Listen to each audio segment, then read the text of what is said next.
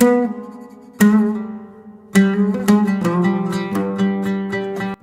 مساء الفل.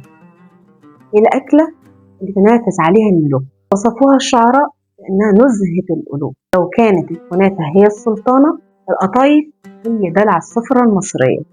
وهاتوا كوباية الشاي وتعالوا نعرف القطايف أندونيسية الأصل ولا الفاطميين هم اللي اخترعوها. ياه، مجمعنا عالطبلية وريحة زمان الفهية، أصل المثل وقصة أكلة وحكمة مصرية عافية، بين حارة وسكة وبيت قديم بنصون تراثنا العظيم. ومع شيرين هنحكي عن بكرة والقديم، حكايات مصرية مننا ولينا ومكملة فينا.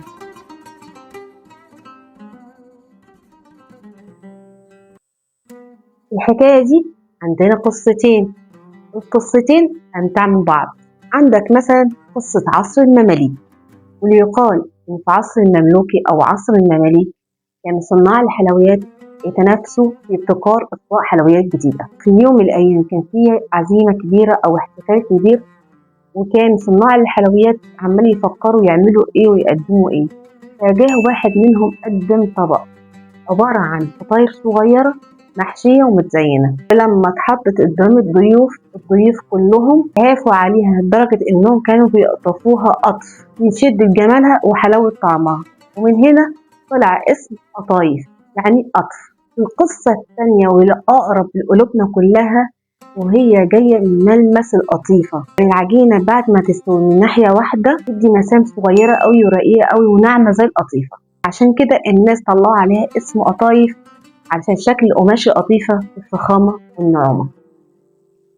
وعلى فكرة بدأ ذكر القطايف في العصر الأموي، ويقال إن الخليفة سليمان بن عبد الملك كان أول واحد اتعملت علشانه القطايف. بس القطايف وصلت مجدها في مصر في العصر الفاطمي، وأصبحت جزء أساسي في احتفالات شوارع قاهرة المعز. تخيلوا إن الشعراء كانوا بيغزلوا القطايف، وواحد من الشعراء قال فيها شعر وقال: لله در القطايف محشوة، من شهدها بدأت النجوم تظهر. علشان الشعراء كان بيشوفوا المكسرات جوه القطايف عاملة ازاي بالظبط النجوم في السماء.